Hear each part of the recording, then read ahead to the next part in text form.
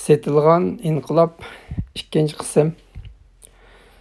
Cho'chakka tashlangan KGB shpiyoni. Men avval hammasini bir o'qib o'tay, undan keyin savollarimni uning haqida qo'ymoqchi. 30-yillarda Sovetlar ikki jihatda cho'ng tozalash, sirtqa qarta kommunizmni eksport qilishni kuchaytdi. Sovet Kommunistlar partiyasi, Komintern, xalqaro Komintern va KGB'lar Xitoy qatorliq chegaradosh davlatlarga bas-basta shpionlarini kirgizishga boshladi. Shundan e'tiboran Sharq Turkistonning istiqboli asosan Moskvaning ilkiga o'tdi. Bitimda qurilgan yangi hukumatni misolga olsak, Rais Zhang Zhizhong, muavin rais Ahmadjon Qosimi, muavin rais Burhon Shahidi va Qashqar valisi Abdukerimxon Mahsumlar hammasi Sovet shpionlari ekanligini endi bildik. Ularning jiplari ayrim va u kunlarda ular etmalım bir-birsini bilmaydi yoki bilsimi ko'zlarini chimchiqlatib qo'yib yuravergan. Ularning orqasida Shebayev, Apresev va Pogoninlar qatnab yuradi, qarab yuradi. Burhon Shahidini misol oldigan bo'lsak, yuqoriqilardan. U 1933-yili 3-oyda Moskvaga borganda Pogonin orqali KGB'ga kirgan. Urumchida kommunist Yushosun bilan birga faoliyat olib borgan. Urumchiga kelgan Pogonin va bosh konsul Apresevlarga doklad berib turgan. KGB'ning muhim odami Shebayev bilan ko'rishgan. Burhanning eng oxirgi aloqachisi Munup Muhidi edi.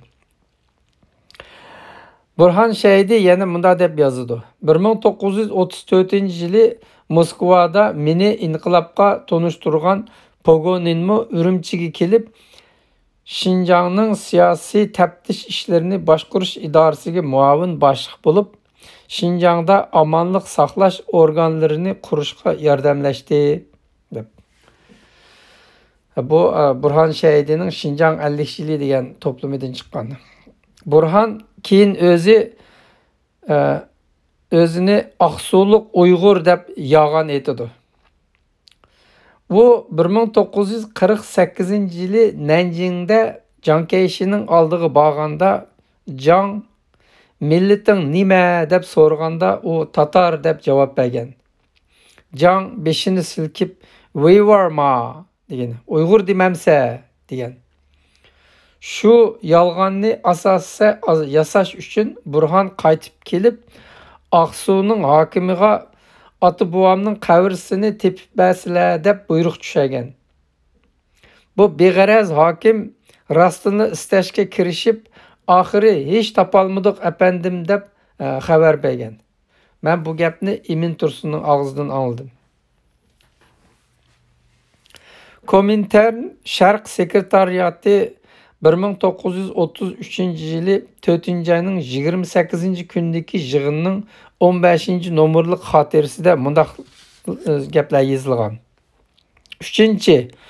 Dorfning Şinjan xizmati haqidagi doklati anglandi. Qaror. 2.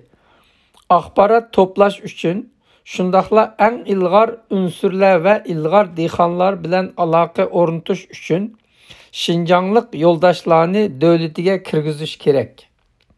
Bu xizmatga Mif, Kotelinkov va Dorf mas'ul bo'lsin.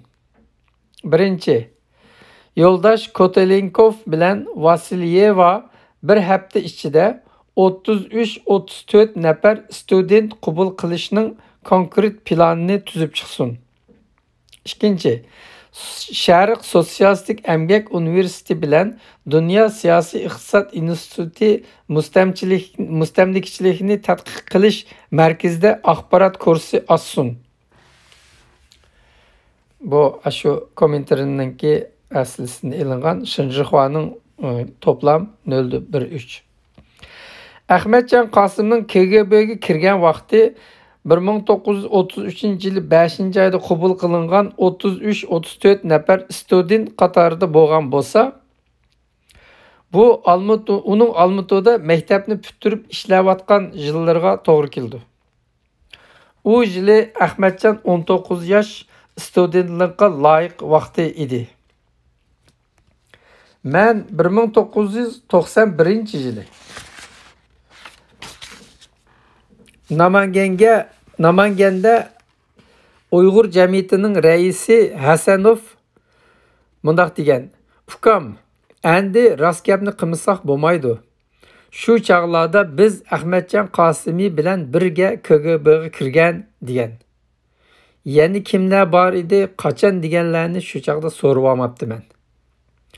Yuqorqilardan boshqa Ahmetcan KGB'ga balkim 1934 yili Sagoga borganda yoki 1937 yili Moskva KTV'ga borganda yoki Qozon universitetiga borganda kirgan bo'lishi mumkin. Bular hammasi noma'lum. Ömer Qasimi Uyg'ur xalqining bir munavvar ziyolisi edi. U Ahmetcanni kichigidan o'qitib cho'ng qilgan. Xonimning kitobida deyishcha munda deydi: 35 yili tog'isi Ömer bilan qondoshlik munosabati bo'lganligi tufaylidan Ahmetcan Tojikistondagi Hisar egizligiga praktikaga avatilibdi. Onun Ömer Qasimi hech bir sababsizla qo'lga elinib Sibiriyaga 20 yillik surgun qilinibdi deb yozgan. Bu Maynur Qasimning kitobidagi gap. Ömer Qasımның sürgün bo'lishini Ahmetcanның KGB'ga tanlanganligidan ayırıp qarashga bo'lmaydi, mencha. Uningdan keyin 1937 yili Ahmetcan maktabni a'lo natijada bitkizibdi va mazkur maktabdagi 3 o'quvchining biri sifatida imtihondan o'tib Moskva Sharq allari sotsializmchilari Əmgək Universitetiga davomli o'qishga tanlanibdi. Mana bu Maynur Xonimning kitobida e'lon. KGB dünyadaki en çok devlet terörlük teşkilatı.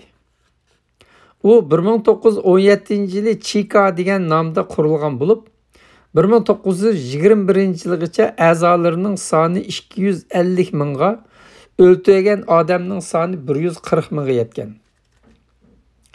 1934 yılı Stalin onun namını NKVD'ye özgertip 37-38 yillardagi tozalashda 750 ming odamni o'ltirib o'tgan.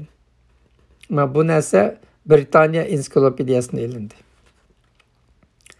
1941 yil 6-oyda Germanlar Sovetga tuyuqsiz hujum qilib, nihoyat tez ilgirlab qishda Moskvaning tuyiga kelib bo'ldi.